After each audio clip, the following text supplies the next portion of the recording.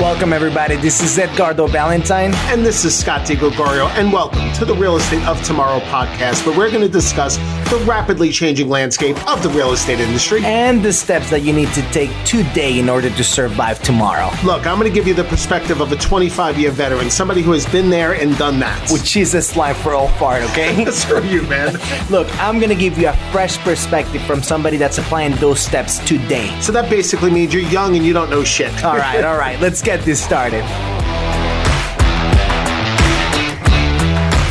What's up, everybody? Welcome to episode 0. Episode 0. Dude, strong.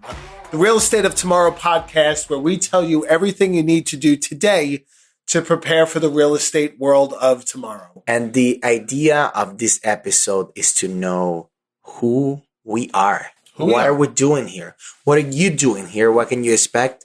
And why you need to listen to this podcast every whatever time we put it on. Every 2 weeks, right? Every 2 weeks we're going. 2 weeks. But look, they say age before beauty.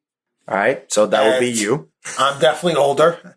Now I'm older. And uglier. I think I'm older and not uglier, but hey. Hey guys, we have, just for everybody listening, we also have a video on this. So if you want to corroborate that he is uglier, you can go ahead and check out our YouTube. Dude, strong. Do me a favor, leave a comment as to who you think is better looking. But look, let's dive in, right? So I'm Scott DiGregorio. I have been in the mortgage business for over 25 years now. And I have spent about 15 of those years training real estate agents. Okay. Yeah, let's talk a little bit about the origin story that Gary Vee talks about. Who are you? What's your comic book origin story to become who you are today? I love Gary Vee, but that's a separate podcast. So grew up in New York. What's up, New York? Grew up in New York City. First chunk of my life, my family had quite a bit of money. Father lost the business, never saved. Money was lost. Next section of my life, pretty poor. And when I was young, man, it was all money driven. Like I just wanted money. So, had businesses, if you could call it, in 6th grade. I sold candies for now and later candy for lunch money. Put myself through college dressing up as Barney. And he still does that every once in a while. I still do that every once in a while. But had a pretty successful business at 17 in college. It was the only way I could afford college, and had, I don't know, a half dozen people working for me. Got out of college, short stint working for Toshiba, and fell into mortgages. And, the one thing that was really interesting to me when I was 23, I had to finance a house in my name for my parents. They'd never owned a home, despite all the money that we had when I was younger. And the abject void of financial literacy just resonated with me. So when I was young, I was really focused on making money. And then as I got older and I got into the mortgage business, I realized that actually isn't the key, because lots of people make lots of money and don't have any still. They have toys, they have crap, but they don't have money. So it launched me on this financial literacy path that is super passionate to me. And then as I started educating myself about that, I started teaching it. And that's when my teaching bug really got lit, man. And I started doing training for realtors because I looked around at the training and frankly, I just felt it sucked. So I'm not one of those people to complain about something and not take action on it. So I wrote a couple classes. This is back in the, early 2000s, before the crash, before the boom and the bust. And I've been passionate about it since. So that's how I got here. What are you doing now? What's your position? What do you do? Okay, so I have a branch in the mortgage industry, and I have a handful of people on my team. We are, I have lots of, top 10 in America plaques on the walls behind me. And you were one of my prospects, man. You came in, 3 years ago now, 3.5 years ago? New to the business, came from banking, and spent a lot of time training you. And we've developed a good friendship with this whole thing. But anyway, that's my world. And I'm really just trying to get the good word out for people, man. I want to help real estate agents become better business professionals. I want to help my clients become better with their financial lives and just spread as much love out in the world as I can, man. It's important to me. Right. So what about you, man? Tell your story. Dude. You got a cool story. Yeah. Quite different background too, which is cool. Here, there's a lot of differences, and here we are, right? And that's I think that's one of the cool things about this podcast and about a lot of things that we talk about. Completely different perspectives. Sometimes we don't disagree, we don't agree on certain things, but that makes it interesting, right? So I am originally from Colombia, South America. Okay. Not Colombia in the States. I am from a city called Barranquilla, which it's in the northern coast of Colombia. That's where Shakira is from. I grew up there, but I also grew up in France. My parents decided to move to Paris, France. My dad and my mom have been very heavily into academia. They were, my dad is a constitutional lawyer, so he knows a lot about the Colombian constitution. Not so helpful when it comes to going to France. Yeah. That's something I've always wanted. Yeah. And my mom is psychoanalyst.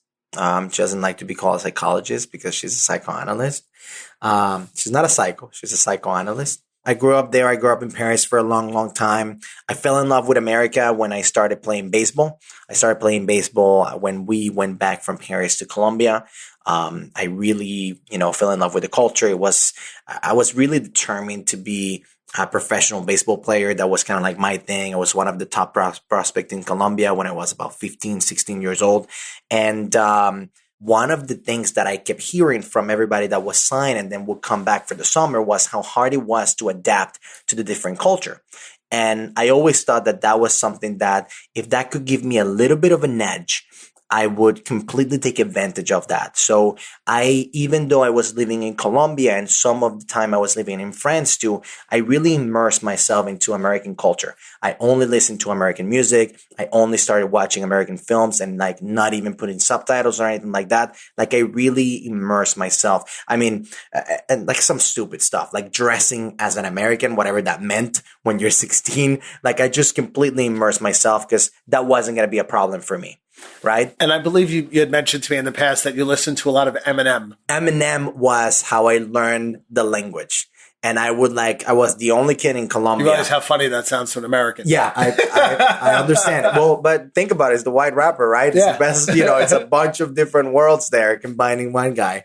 But anyway, so I fell in love with America through baseball. I was good enough to get a scholarship, but not good enough to sign for a professional team. I get injured and whatnot, but that's what everybody that tried to make it and didn't make it will tell you. And I got a scholarship to come here. I was always very ambitious and very obsessed with what I wanted to do. So then my next aim, if it wasn't going to be baseball, it was going to be successful in school. So I wanted to get into medical school. I got my biochemistry degree. Which is very helpful in the mortgage industry. It's extremely helpful in the mortgage industry. I can talk sales for hours, guys. And I wanted to be successful. And like you say, I wanted to make some money, right? My parents, as many degrees as they have and as many titles that they had during their time, they had a lot of money at one time too, but they never really taught me anything that has to do with real world finances. I went to school, very proud of my degree at that time, very proud of how good I was at being a student. But I realized I didn't know how to open a bank account. I didn't know how credit worked. I didn't know anything that had to do with real world finances. I met my wife. We have two, beautiful daughters. And I felt very frustrated with that. So when I finished the biochemistry degree and I saw what it would take for me to become a doctor and how much student loans and all that I had to accrue, because up to then it was all scholarships and, I can't play baseball through medical school. I really started to second guess my idea of doing this. It was tough for me. And I decided to take a job at a bank because I figured, hey, I didn't learn anything to do with finances in college. So let me go into the bank. I'm sure I'm going to learn something in a bank. I went to the bank and to my surprise, I didn't learn anything at the bank either. I was just thinking, how'd that work out for you? I didn't learn anything at the bank, but that's kind of how I got into the financial industry. I've been just full-time. I got into really loan officer about 3.5 years ago. About a year and a half ago or a year ago, I opened my branch. I have some employees now too. Very, very exciting. My position with this, and I remember I came to you one day and I told you, hey, I want to do videos. I want to do videos on Instagram. And you're like, I have no idea what that is. Whatever it is, just do it. And that was my thing. I really wanted to share throughout my process and everything that I was learning. I wanted to share it with people. I wanted to share how I was learning this. And then the more I talked to people, even within the industry, the more I wanted to learn about how everything worked and about marketing, about how to be successful in this business, the more I realized that, hey, it's not just the consumer that's not really aware of all these things, but even people within the industry. So now I teach too, just a very similar path to you. I teach. We do a lot of things online. We run the branch. We're also producing managers, also in the top producing manager category at our company, and just exciting to share with everybody, man. And, we started off with me just mentoring you. You were just another newbie I was training. And I remember that conversation with the videos and the Instagram, and things started to get serious between us when you sent me that Gary Vee episode. Yeah. I had never heard of Gary Vaynerchuk. If you don't know who Gary Vaynerchuk is, you literally, I don't know how it's possible, but whatever. I didn't. And you sent me that episode. Yeah. And I listened to the episode. I'll never forget it. We live in Southwest Florida, for context. And I pulled over on the side of the road.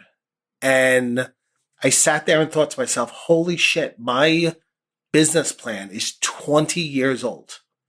And So that concerned me. Right. And then everything he said about the future and where the world is going just made so much sense. Like stupid stuff like nobody watches TV commercials anymore. Right. You could build your brand with tens of thousands of people in your local community knowing who you are for free. And it just spoke to me. And that's when you and I really started collaborating on bringing our business into, the current age. And I think that's what will look, that's the idea of this podcast, right? It's just to break away with all the romanticism and all the shit that we think should work, but it's not working. And we really be able to be challenged, to challenge ourselves and collide these two worlds, right? Things that are tried and true, merged, not against, but merge with all these new things that are happening. And I think since we started collaborating, both of our business has grown immensely, right? And we have worked on very, very specific projects in the past 2 years. We're currently working on one specific project, and we're just sharing how we have combined all these tried and true things with this new age and this new way of doing business, not just doing business, but grabbing attention, communicating with people, selling to people, and our successes, our failures, and how we've helped a lot of agents create a business model that's similar to ours and get a lot of success. Yeah. And look, everything you just mentioned is 100% true. We're going to go through all of that endless, time and time again in different avenues on episodes, but the marketing piece is only a piece of it. Okay, the other piece of it is this. We feel, time will tell, we'll either be historically correct or not. We feel that the real estate industry is on the cusp of radical change. We feel that throughout the 2020s, the real estate industry is going to transform in a big way. And look, I say that to people and my, I'll speak about this because of my age. I speak to people about this, and their immediate answer is, no, that's never going to happen. Well, let's look at this, okay? Back in the day, before your day in the business, a real estate agent would have enough signs in the ground, right? Enough listings. They'd get so many sign calls that they would need a team of buyer's agents to field all the leads. That is currently gone. That's extinct. It doesn't happen. I'm not saying you don't get sign calls. But drop 10 listings in the ground and tell me how many sign calls you got. Maybe you live in some small community. I realize there's pockets of America that don't have a formal MLS, but it's different. Like, the average consumer now picks out their own house. Right.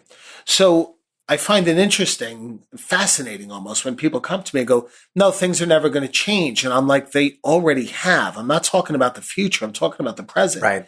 And we see this coming. There's a monstrous lawsuit against the MLS that can radically shift the way real estate agents are paid.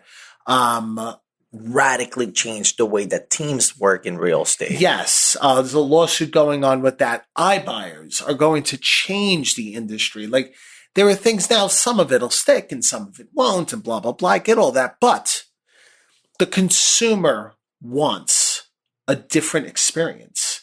And by the way, another thing consumers want is to pay less fees. To pay less fees. Okay. Yeah. There was a report, 10 years ago, maybe more, called the Danger Report. You go to dangerreport, either .com or .org, and look it up. I'll link in the show notes. But it outlined a lot of the changes that we're currently living through. So, look, that's the motivation behind the podcast. What do we need to change from a marketing standpoint? What do we need to understand about how consumers' behaviors are changing? My wife works for a big name real estate company. I won't mention it. And she told me yesterday, I haven't even told you this, but she told me yesterday that she now has an iBuyer platform. When she goes on a listing appointment, she says, hey, we'll buy your house if you want immediately for this price. Dude, it's just a game changer. OfferPad now has something where you can pick out the house you want to buy and just select the upgrades you want and finance in the improvements. There's another one that not only helps you with the house you're selling, but it also helps you with the house you're buying. You can rent it while the other house sell. It's convenience. Changing. Yeah, it's changing. Virtual reality showings are a matter of time. So look, we see these shifts happening, and we're making radical changes in my, I mean, you're too new to have radical change in your business, but you're building your business in this manner. I have completely 180 degreed my business. And the focus of this podcast is let's help as many real estate professionals do the same as we are. Maybe they can learn from our successes and learn from our failures. Right. And we're going to get practical too. We have a podcast on CRMs and how to use it. We have a podcast we're going to be talking about social media and exactly what activities we do when it comes to Facebook, for example, when it comes to video, how we use it to not only capture leads, but also to work with our current pipeline and with our database of posts of past clients. All of these things, we're going to get really, really granular on that. We want to hear your feedback. We want to hear what you want us to talk about. There's going to be some interviews. And look, be ready to be challenged, okay? We're going to talk about things that everybody thinks is one way. We're going to talk about what we think about these things. And, you're going to get it from two very, very different point of views at certain times. And we're just going to share a journey, man. And look, our relationship, I mean, I've mentioned a few times, I brought you into the business. I trained you. I mentored you. Despite the fact that I'm in the business almost as long as you're alive, I consider you an equal partner because you bring so much value to my business now, just with your perspective that I just don't have. And so many times when you said, like, I'll say, hey, we should do it this way. And you're like, no, we should do it that way. And here's why. And I'm like, oh shit. Yes, that's why. Right. So, like you said, just a balance of two, I'm 20 years older than you almost. Right. So just the balance of the two perspectives. And the struggles that each one brings to the table. Each stage. You know what I mean? There's a difference in stage. There's a difference in culture. There's a difference in who you can reach as opposed to who I can reach. All while trying to achieve, at the end of the day, we're trying to achieve massive success through numbers, massive success through giving an amazing client experience, and massive success through giving great value and a good life because at the end of the day, we also have a personal life and we also have families. Yeah. So we're going to share all of this with you guys. I mean, I'm very excited about this.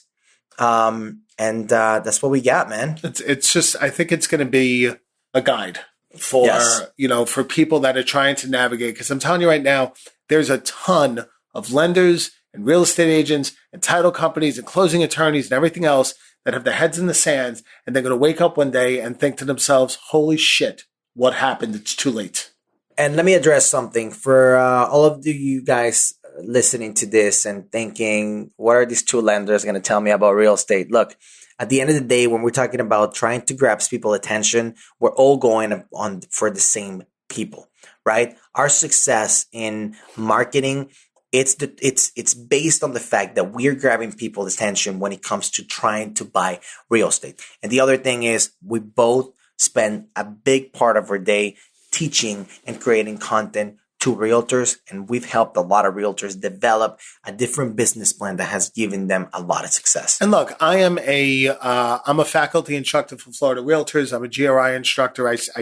We both speak at the biggest real estate school in our marketplace. And the boards here. We speak at the boards. Like, we do a lot of training, and I got to be honest, that's part of the motivation for this, because whenever I'm teaching somebody else's content, which is common, I mean, it's 90% of the speaking I do, or 80%, maybe somebody else's content, I'm going through it thinking, man, this is just old classic information. This will not, a lot of times I think this will not work with me. This will not work with my clients. And then the last thing, like the MLS lawsuit and the team lawsuit and some of these other things, we're also going to really shine a spotlight on what's going on. Washington State just recently completely changed how commissions are done. And guys, the idea is for you to listen to these things and to hear them first here, not to hear them first by a client or in a listing appointment or, being stumped in your tracks, okay? You want to be prepared, and that's what we're here for.